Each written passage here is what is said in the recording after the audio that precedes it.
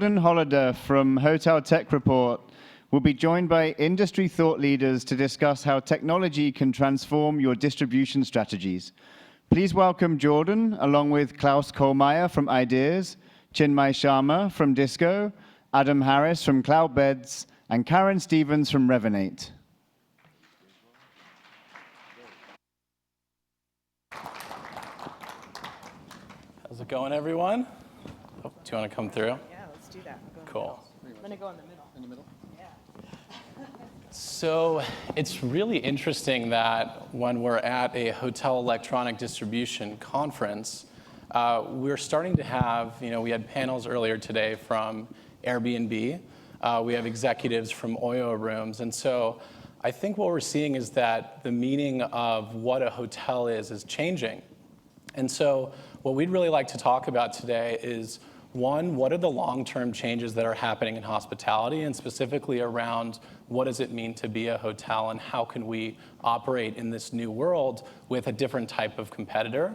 And then we also want to talk about what are the short-term changes that are happening. For anyone here who's been following what's been happening in Davos this past week, we're seeing that there is an global economic recession that's pretty much inevitable at this point. A bull market can only go on for so long. And so in this industry, a lot of times we're hamstringed by the tactics that we can use to adapt and survive through some of these economic downturns. And technology is one of the best ways that we can do that. And so I think we have a really awesome panel here that's bringing different aspects of the business. We have Klaus, who's constantly spending time with senior executives, CEOs, owners, and management companies, talking about digital transformation from a philosophical level. We have Karen, who has spent the lion's share of her career directly interacting with hotel clients and helping them with marketing campaigns, understanding their reputation management, and now is leading revenue over at Revinate. And we've got Adam, who is a serial entrepreneur and founder of Cloudbeds and a total badass. And Adam has been doing something that most people are scared to do, and that's starting a hotel technology business from scratch and seeing it through. And his company recently made the Inc. 5000. And then we have Chinmai Sharma, who brings a really, really interesting perspective on this, in that Chinmai, and he'll tell you a little bit more about this in his intro, has been with an OTA, he's been with a technology company, and he's led corporate efforts at major hotel groups. So I'd like to have each of you guys introduce yourselves and talk about, not just where you are today, but kind of your career journey and really how you got to be where you are and how you see this new world. Chinmai, maybe we'll start with you. So really, really happy to be here. Thank you for the great intro. I think, I've spent time on the supply side, on the demand side, and now we are in the middle. Most of my team, we are basically in the plumbing business. We're trying to collect pipes between supply and demand. So I think the learning curve has been quite amazing. I think the thing that's moving the fastest in the hospitality business is what's being discussed at HEDNA. I think distribution and technology are the things that have evolved pretty much the fastest, because the basic core business of hospitality is still pretty much the same.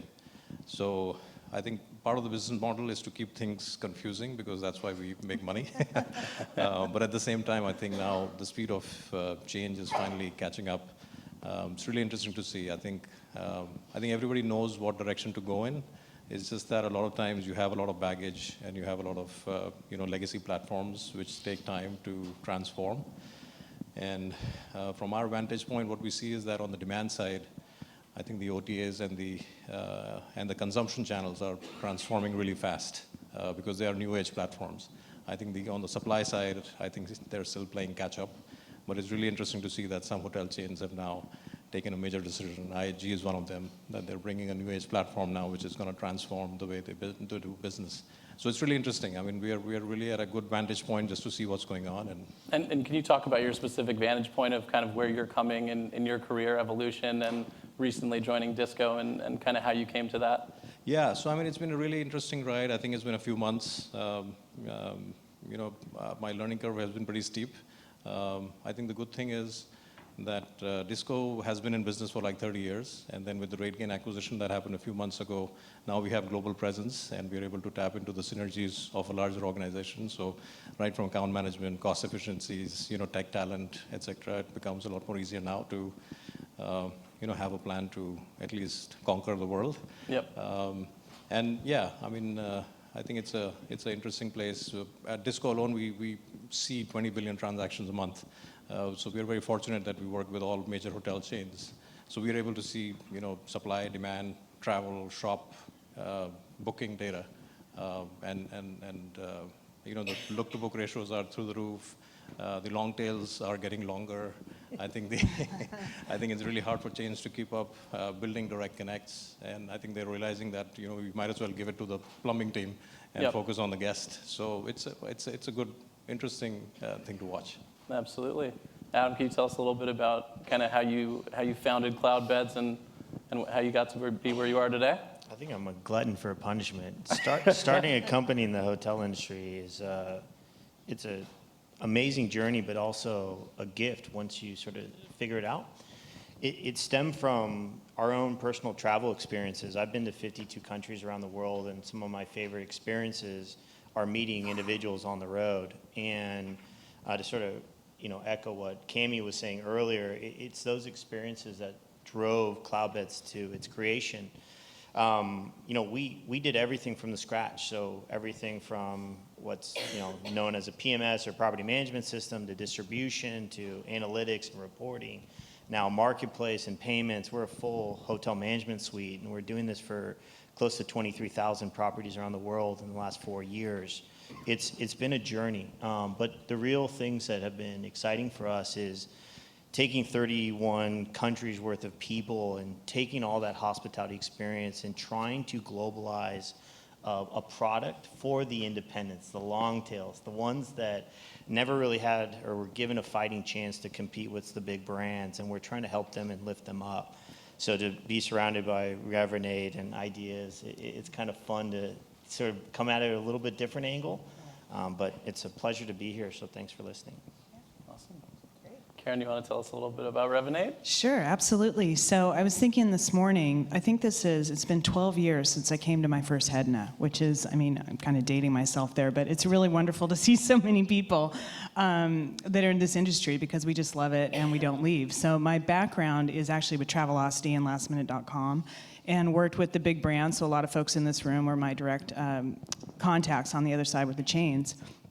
I've been with Revinate for 6 years, and we're coming up to our 10th year in business. So we're still a startup in our mentality and in our size. We're about 140 people.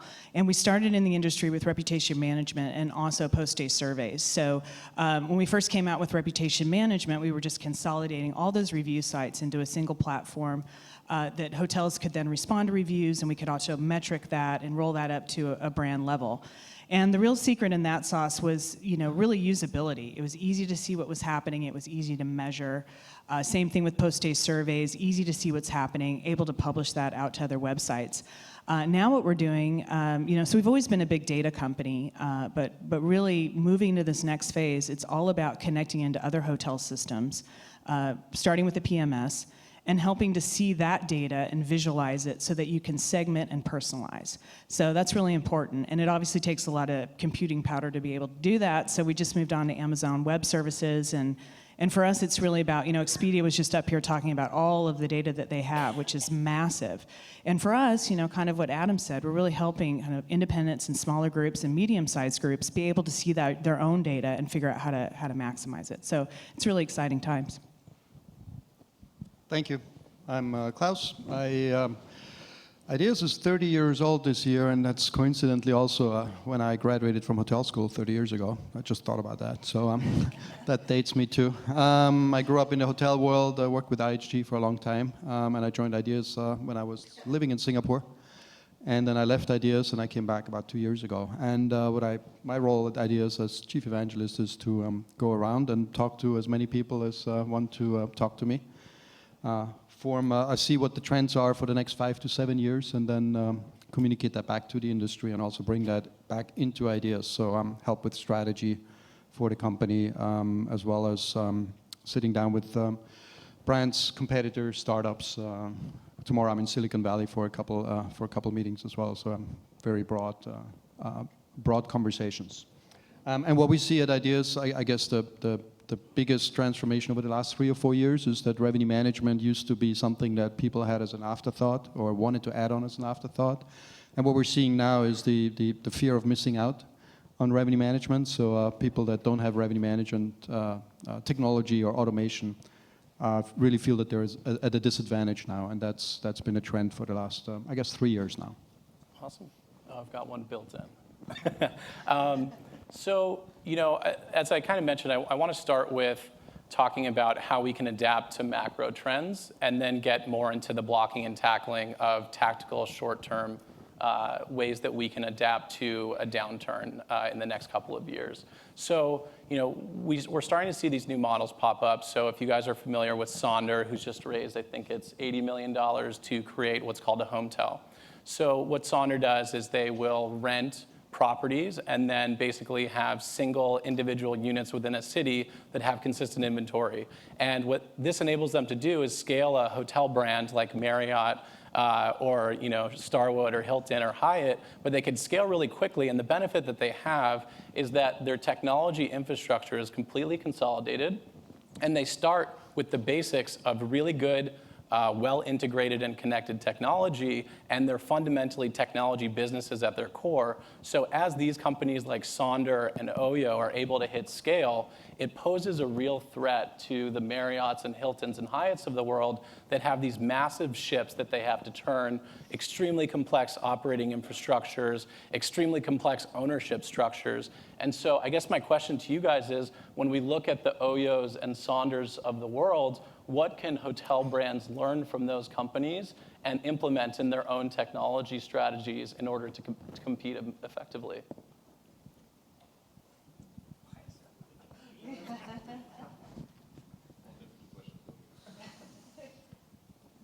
I think what's fascinating by both of those is they're controlling both the supply and the fulfillment of supply, right? So they're reaching out to demand, they're able to captivate demand, especially Oyo. Oyo's growing at something like 50,000 beds a week or a month. I mean, insane quantity. They're up to close to 900,000 beds in the last 4 years. That's almost the size of Marriott. So that's impressive, and they are their own OTA. And I think Sonder's trying to do that. Rethinking, to some extent, is trying to become the brand of the vacation rental industry. Absolutely. And by controlling tech stacks and eliminating middleman and the layering of technology that we're so used to, it creates friction and it slows you down. And I think what ultimately we're seeing is when you eliminate that friction, you begin to start seeing your data in new ways that you can act on for the very first time. And it's not that the data didn't exist, it just wasn't readily available. And I think that's the advantage that those bigger companies are taking advantage of. It's the speed of market because of actionable data, right. Versus the sort of old way of doing. And I heard a stat, like 1 in 10 property management systems is cloud-based around the world. That's astonishing in the day and age that we live in. And so I think until we sort of correct some of that, those groups have significant advantages, and they'll continue to sort of go forward. I think the one thing that we've seen in the last, I guess, 5 years is that the waking up by the brands about technology and the importance of technology for their future and to remain relevant. I know IHG has reported a $250 million investment in their new technology platform, and I know all the other brands are going down a similar path. They haven't reported how much money they're spending on it, but they're all putting new platforms or upgraded or next generation technology in place. And technology has become a key component of the overall strategy. No longer we're serving guests first and then we'll think about technology later. Yeah, absolutely. I had a conversation with somebody 15 years ago and they said, why would we change our system? We have 99.9% uptime. Now they're replacing it because they realize they can't do what the customer wants them to do, right? Yep. Engage and personalize and create these touch points that are different.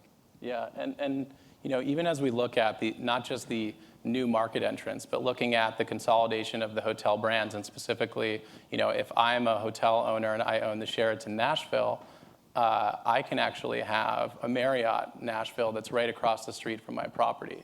So when I'm looking at a brand, as the value the brand brings to me is by bringing me distribution, marketing, and sales power, and now there's a competitive product across the street within the same portfolio.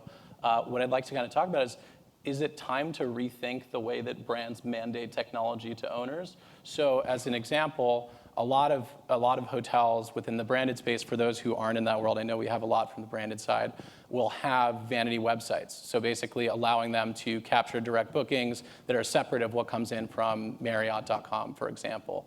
And Karen, within the email space, it seems like email marketing and database marketing is a great way that if I'm behind pace at my hotel and I want to compete with the competing brand across the street that's within the same portfolio, I should be able to email my database with proprietary systems and give them an offer to actually pick up that business. Are you having any conversations with the brands about giving hotel owners some flexibility when it comes to pulling levers with technology that can help them compete within a portfolio?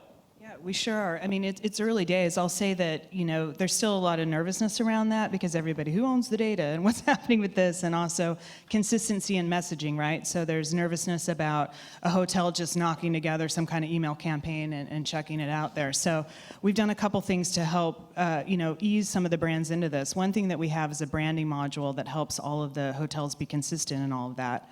But in terms of being able to mine their own data, we also have one large chain, who I won't name because it's early days, but they have field marketing teams that are using our systems to be able to go in and say, okay, we've got a need, let's say we had a group cancel out, so let's do a last minute locals offer and get that out quickly to the surrounding area. So whereas before you would have just maybe thrown that up on Hotels Tonight, and maybe you still use some of those channels, but you can do that quickly. Another example would be day of week campaigns. So, how do you get your travelers that are already in-house to stay one more extra night and to be able to email them in-house, give them a compelling offer while they're on property. So there's a lot of different ways. I think one more example, we talked about corporate bookings and how, sometimes maybe a negotiated rate, a customer might book a rate through Expedia, a corporate traveler, because they see a lower rate. Maybe they don't know what that corporate rate entails. Well, you can do email campaigns pre-arrivals that are geared towards that specific rate code.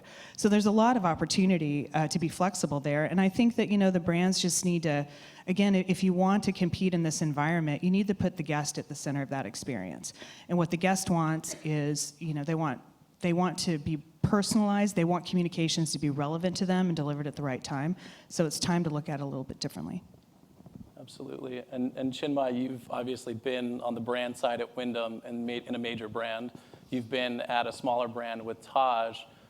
When you look at this challenge of if I'm building a supply chain infrastructure, my goal is to diversify my suppliers. Unless I'm a core technology company, I want to work with multiple vendors so that if one isn't delivering on R&D or they try to increase pricing on me too much, I can adapt and evolve. Do you think that the way that brands buy technology needs to be rethought in any way in this kind of market where you have such an explosion of innovative players that can solve some of those problems like the companies that are on the stage?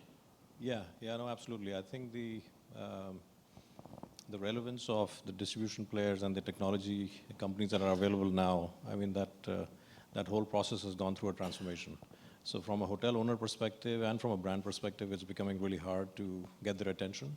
One is that the brands are multiplying, right? So it's very hard for major, and I have to be careful in what I say because now everybody's a client of ours.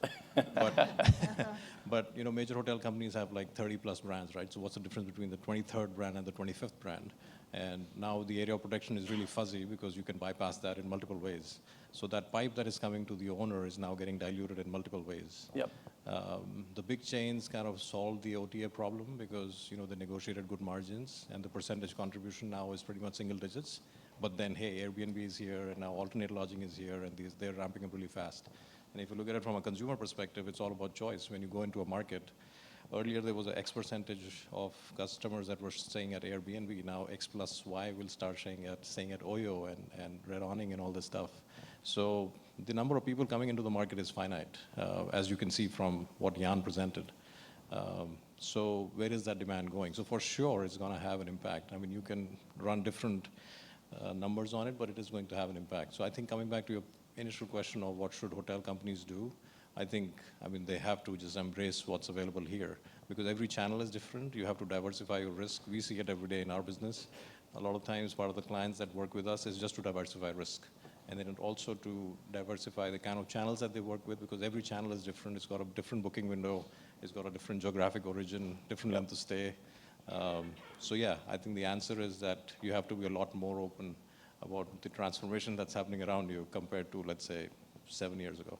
Absolutely, and you bring up the, jokingly, the sensitivity of having clients across the board. I think, it's really interesting that this conference is able to bring people together from the OTA side, from the hotel side, from the hometel side, and have everyone in a conversation. And I think the reason we're all here is to have some of those tough conversations that might not happen ordinarily. And so, along those spirit, in that spirit, I think it's we have the 900-pound gorilla in the room that, frankly, kind of pisses me off when I hear the direct booking wars comment. There's certainly a lot of merit to the tension that comes between hotels and OTAs and the rates that are being charged. But at the same time, it's it seems like hotels want a free lunch. They want free distribution without putting in the effort. And the OTAs want to command as much value as possible because that's the rational thing to do. I guess my question for Adam, I know that you've been doing some studies with Google on rethinking the relationship of the OTA for certain segments of the market. Can you talk about how you think about this? I don't think of it as a direct booking war. I think about it as a channel partnership. And clearly, Chinmai and Dhisco are the gatekeeper for that partnership. How do you think about the evolving role of the OTA, and which segments of the market are hotels really benefiting in a unique way that might not be as publicized on Skift as the war that's going to end all ages? Well, so we come at it a little different. I'm actually reading one of the questions. It's one thing that owners or operators believe is true about distribution, but is a lie. In the long tail, they still believe that reservations that come through your website's free, and that's a lie. And from our perspective, when we think about cost of acquisition for our own channels, how we find properties that we're looking to ultimately sell, we think about the cost that goes into selling and the number of clients that we get from that channel, et cetera, et cetera. The same thing applies to take rate and looking at your channel distribution, your mix, new meta providers like Google Hotels or specialty things like Surf Holidays, which is a small OTA out of Spain.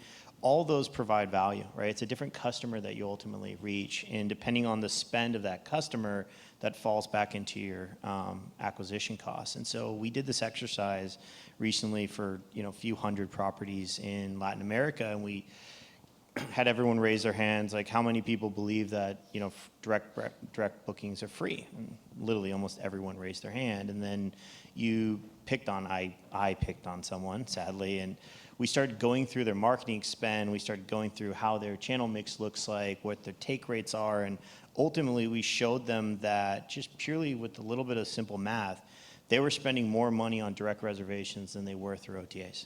And when we started talking about the diversification of where OTAs played, they quickly saw the light that, for small independent properties, 7 is the magic channel number. If you have 7 channels, you get a better distribution flow. They had no way of sort of determining that on their own. It's this industry that needs to educate that. By educating, we all sort of lift up ADR and ultimately occupancy. Sorry, Ian, keep yelling at me. But ultimately, I think that's a big lie that we need to cure, because it's direct booking this, direct booking that, and that's great. It's important, but there's really it's a combination of many things. Absolutely, I think it's so much more nuanced than the kind of headlines will have you believe. So I want to, we've been talking about some of the macro kind of long-term shifts that are happening. I want to kind of back up and talk about the next 2 to 3 years as we kind of inevitably move into some form of a recession. What are some of the technologies that you think are going to be most critical to determine the winners and losers in this kind of market? Do you want me to answer? Start with you, Klaus. I'm ready. Interestingly, we had a lunch kind of conversation with a couple CEOs yesterday. It's part of things that we do, kind of sit down and get a feel on the industry. And the 2 things that came up is, yes, there is going to be a downturn pretty soon. And the second one is that margins are getting squeezed more and more at the hotels. And it's the labor, hotels that don't manage labor through technology effectively and don't put efforts in place now that will make them more productive, will the ones that suffer most. when the next downturn comes in the next 12 months, 6 months, whenever that's going to be. So technology, even from a CEO perspective, is now seen as one of the biggest enablers for productivity and profitability. Whereas before, technology was kind of, hey, why should I invest in it? So that's been a big shift. Yeah, so it's providing those sustaining returns where Klaus and I were talking before we hopped up here, and he was saying how one of the hotel groups that he had been meeting with yesterday was talking about making a major CapEx investment. And during the time that they actually deployed that investment in the property, the NOI multiples compressed. And so basically the ROI they thought they had on that CapEx investment actually decreased by the time the project was over. And so this isn't about thinking 10 years on the road. This is thinking about what are we doing with our capital today.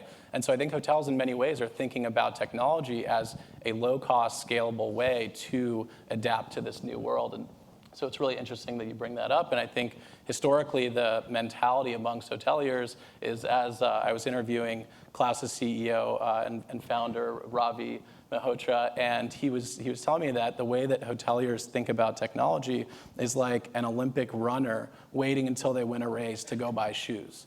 And so the whole idea is that the shoes are going to help you win that race. And so I'd love to keep going down and see what are the shoes that hoteliers need to be buying now, because their owners aren't going to let them make big investments during the recession. So what do you need to invest in today to make sure that you're prepared for that in the future? So I think from my perspective and selfishly, I think connectivity solves a lot of problems. So I think given the infrastructure, just don't forget the long tail. I think you can, the world is an oyster, and it's true now more than ever, and people are traveling all over the world. I think the developing markets are becoming bigger, the outbound markets are growing and in double digits, and they continue to do so. So I think while you have a big strategy of, there's always that 80-20 rule, and that's how people tend to manage stuff. But now that 20% is becoming very important. And like we were discussing, I mean, every channel is very different. Where they come from, how much do they spend on property, et cetera. And luckily now technology has evolved so fast. And it's not a capital intensive play. I mean, luckily most of the hard work is done, by companies like ours who are in the middle, and by the demand partners. I think the supply guys just have to run good hotels, and we can do the rest of the hard work. So, and a lot of these models are based on delivering business. So it's not about that you're spending millions of bucks and you're not getting anything. I mean, you're paying usually on transactions. Right. So I think you just have to, wake up to that reality that as the market starts to slow down, like Jan was starting to hint, I think you just need to have a really robust distribution strategy coupled with, revenue management. So I've been fortunate enough to work in these disciplines, and everything is kind of now combined. You can't look at one versus the other, because without distribution, you don't have demand to yield on. And unless you understand your cost of distribution, then you can't optimize. So I think it's all coming together. So I think having really good people on the hotel side who know the complexity, but also understand what the potential is, and then betting on that long tail, I think that'll probably differentiate one versus the other in these cyclical ups and downs. So at Klaus, got you. At Cloudbeds, we came up with this sort of concept of more reservations, happier guests. That's our tagline. It's our mantra. It's everything we think of, and we group it into 3 buckets. It's demand generation. So how do you find more reservations for a property? We do that. We've got a very happy property. The second component of that is happier guests and this whole guest experience. And there's two ways we attack that.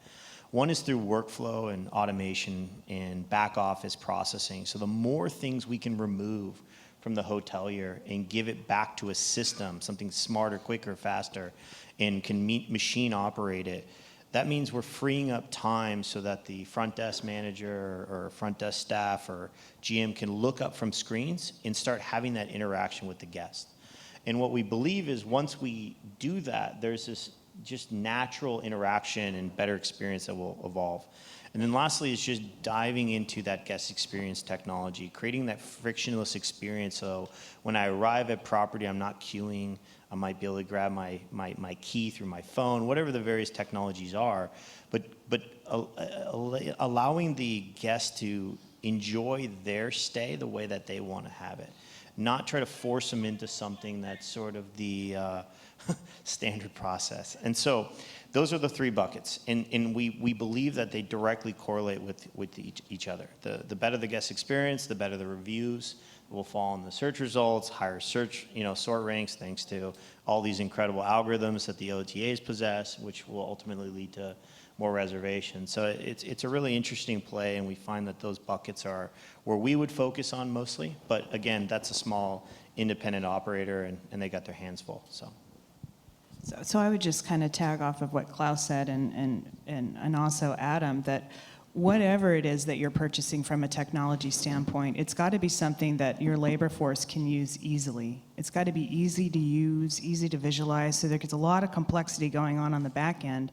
But with legacy hospitality technology, we're used to, and we've accepted for many years, having kind of clunky, hard to understand systems, hard to extract data out of, hard to understand what to do with it. So you shouldn't have to have, be part of Mensa to get through some of this stuff. And that's really the most important thing for me. If you want to reduce the labor costs, make it so that anyone, junior folks that come off the street, the turnover in hotels, that they know what to do. And also, most importantly, there's a lot of automation running on the back end as well, so that it's easy to train and set up.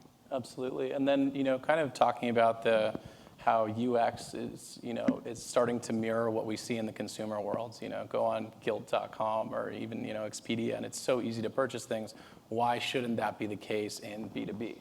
And so when we look at easy-to-use systems and we look at automation, inevitably, the roles are going to change within a hotel. And Klaus, I'd love to kind of dive into your conversations with leaders about what are the skills, the new skills that they're looking for today. And we can maybe start within revenue managers, since that's really core to what you're working on. But as some of these functions of revenue management become automated, it's not going to robots, it's actually creating more and different types of high-level thinking tasks.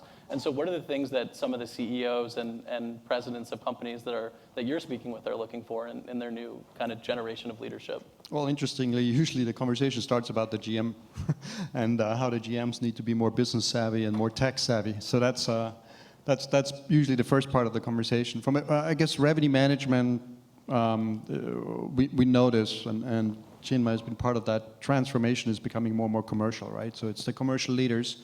I don't know if Calvin is in the room back there, who's a great example of a commercial leader who've combined the different disciplines of sales and marketing and distribution and revenue management and all the other pieces that go into that together, and really drive a business from a commercial perspective and make sure that it's optimized, not just from one silo, but across all the different things. I'm twisting the levers. You have different taps that you can turn on and off, right? And making sure that all these taps are properly utilized to drive revenue and to drive performance. So the general manager is moving more from an operations management role into almost like a product manager at a technology company. Absolutely. Ultimately, it's a business owner, right? It's a business unit owner, and they need to drive their businesses. And yesterday in our conversation, one of the CEOs made a comment: we don't want people that come out of F&B anymore that have hardly a business understanding. We want people that know how to drive a business, know how to turn on these taps, and know how to leverage all the things that are at their disposal, and using technology is a core of that. Absolutely. Karen, do you want to talk a little bit about kind of the changing role of the marketer in today's hotel world? Sure. Well, I think, when I first started looking at email marketing and being from distribution, you kind of think about four main buckets. You've got your transient, your corporate, your group, your FAT, and this is kind of how you run the show. And more, because it is becoming it's more about segmentation, you start to find that there's actually micro segments within that. So it's really, I think, for revenue management and distribution, understanding, if it's 7 channels are the most optimal, what are those 7 channels and why are they the most optimal? And when you have need periods, who do you need to hit out of those segments? So I think it is changing in that you need to be able to look across a lot of different information and hopefully make decisions quickly. And that's really, really the key. You don't have time to look out and say, you have to be responsive and know where to pull the data to find that information. Cool. Yeah, and Adam, do you want to kind of elaborate on that and talk about it maybe from the independent hotel owner and entrepreneur perspective in terms of, how does how does the role of an owner of a 7-room bed and breakfast that is kind of running the business by themselves and maybe 1 or 2 other staff members, how has that changed in the last 5 to 10 years, and where do you see that going? Hopefully it's empowering them and ultimately a trusted source that they get to check a few times a day, and then it continues to do and run 24/7, 365 days a year, allowing them to go back to what they need. So like Collective Retreats is one of our big clients, and it's a glamping site. It's one of the best in the US, and they're really a pioneer in a lot of what they're doing. Their management team has consistently told us that it's freed them up to not have to think about tech. And they just know that we're doing our things behind the scenes, and instead they're creating these incredible experiences around their property. Selena on the video that introduced Sebastian and Cami talked about the same experiences. Cami talked about Freehand, again, all about experiences that have been woven into their property design. And so I think if any technology company out there can focus on relieving some of the stresses of the day-to-day grind that is technology, then they're going to be better off in general. And so that's sort of our mantra. Absolutely. And Chinmai, coming from the revenue management space, is there a skill that you feel like, if you were to go into revenue management today, if you were to go back onto the operating side, is there a skill that you feel like you'd have to sharpen up on that's something that really has changed in terms of what separates the good leaders from the great leaders?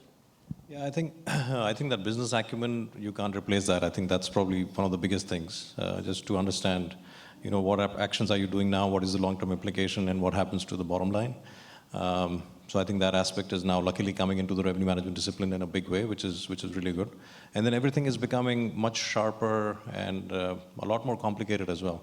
So understanding of statistical tools, business intelligence, total revenue, profitability. So I think everything is becoming more complex, but in a good way. So I think historically it was any hotel company will say, okay, Karen, you've been with us for 5 years in sales. Why don't you do marketing from tomorrow? And then 2 years later, why don't you do PR? Well, everything now is becoming a lot more, specialized. And what Klaus mentioned about GMs coming from F&B, I mean, that's really true. I think the new line of GMs is very different from the traditional food and beverage. Nothing against F&B guys. I mean, they're really good. I like F&B as well. But the roles are changing so much. And it's really interesting to see also at the chain level that the roles that are being filled by heads of technology, by CMOs, et cetera, a lot of them are non-hospitality now, which is really refreshing. I mean, it's challenging sometimes, but more often than not, it's very refreshing because they can apply a completely different perspective to, so if you look at all the major chains, and if you look at people, they've come from American Express, they've come from Capital One, they've come from banking, other areas, which I think is a really good trend. Absolutely.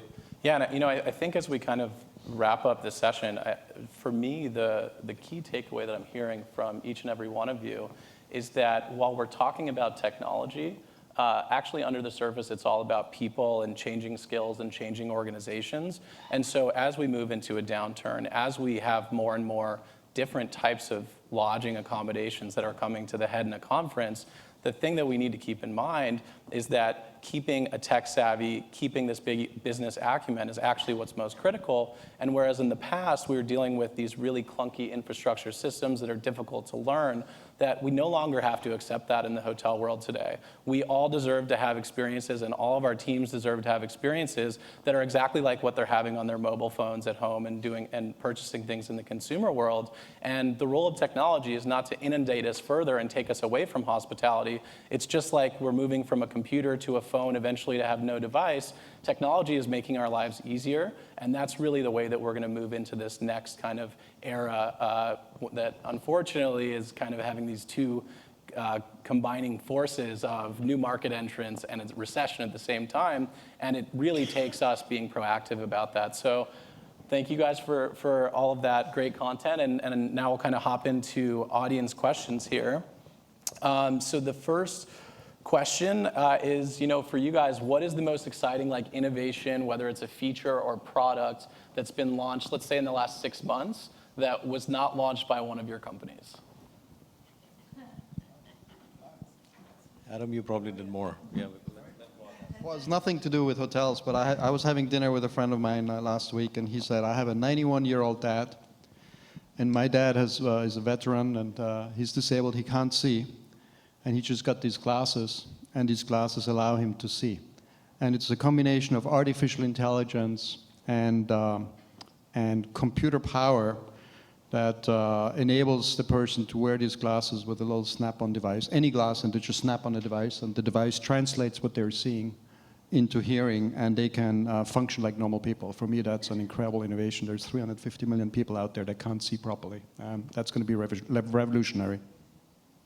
And do you think there are applications down the road within the hotel space for Absolutely, yes. Talk about check-in. You know, this device actually can detect. This has face recognition built in, so it can detect people, and can tell you who the people are if you have previously identified them. So, for check-in or for customer interactions or for guest interaction, it's going to be applications are huge. Yes. Absolutely. Chinmai? I think, on our side, my thought would be that, ML and AI are a lot more approachable and affordable now, and the technology is moving really fast. So at least in our space of things, we've started to utilize it for what we call smart distribution. So we do a lot of caching technology, and how to do it in a smarter way. It's very hard for humans to do it. So if you add a layer of machine learning, it just makes it easier as to when to cache exactly, for example. So that's just one example. Even things like in distribution, one of the biggest pain points is mapping of rooms and rates across multiple channels in supply. And now we're adding a layer of ML and AI on top of that. Because it's the same hotel that gets mapped to 35 channels. And over a period of time, the system can learn that if it's this room type, it'll probably go here on this particular channel. So these kind of things, so whoever invented ML AI, I think that was really cool. I think we've started to use that now quite effectively. I'm going to go with Klaus and take something that's non-hotel related or hospitality related. A team at Stanford has created a new wax that wraps vegetables and fruit, and it can preserve the longevity of the fruit by up to like 3 months or something crazy versus the sort of traditional wax apple that you bite into. And it's actually cheaper than the current substance that they wrap most fruit. And the just profound effect on hunger around the world, the transport, the cost, shipping, and everything is going to be absolutely innovating for our food shortage that's going around. So, all of those things are really cool. I'm kind of embarrassed. I'm from San Francisco. I should have something, but I don't. I'm in sales. All right. So we'll move on to the next one. So what is one thing that owners or operators of hotels believe to be true that's actually false?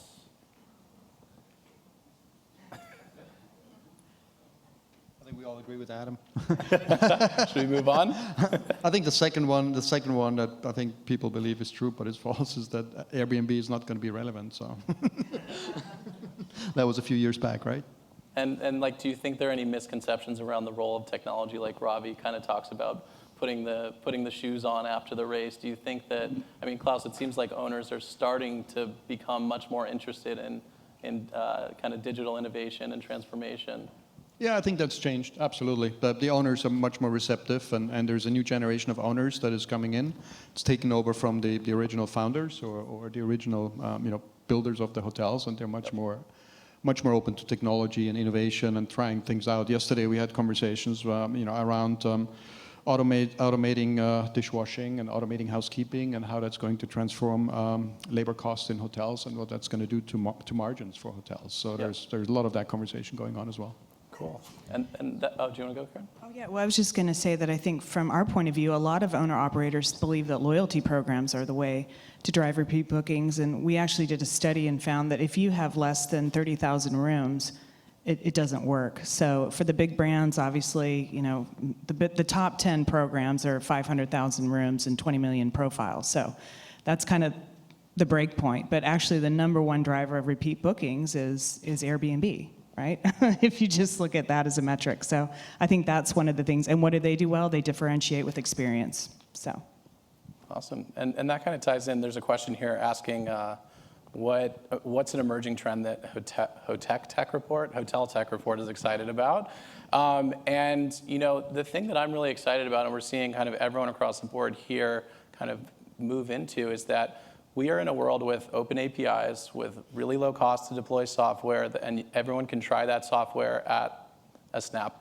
And basically what that enables companies to do is interact with each other. So rather than go for just, it's really good for certain types of properties to have a one-size-fits-all, a solution that kind of is all comprehensive. And many of Cloudbeds clients enjoy having a cloud, a channel manager and a property management system and rates distributed all evenly. But there's also the flexibility to try a bunch of different new products. And there's a really frictionless opportunity here when I know that we have John from Happy in the audience, that we have the ability to connect these different systems. And when you work with any one system, they only add marginal value, but you can have really transformative value when you tie these systems together. So Ideas has partnered with OTA Insight to pull in rates that make better decisions around pricing, which is a huge and very statistically significant factor when making those decisions. So I'm really excited about integrations and the ability to try new software, and maybe we have time for one more kind of macro trend that you guys are excited about within hospitality that people should know about right now.